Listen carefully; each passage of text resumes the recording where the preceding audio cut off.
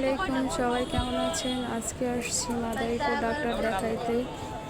এখন এখানে যে এটা সেলফি টাওয়ার, আর এখানে ফুচকা বিক্রি করে।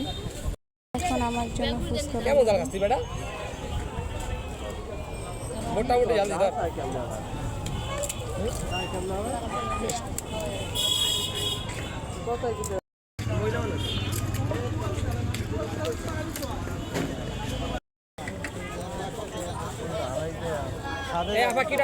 এখানে আসতে পানিপুরি, এখানে আসতে বেলপুরি, আর এটা হচ্ছে ঝাল টক।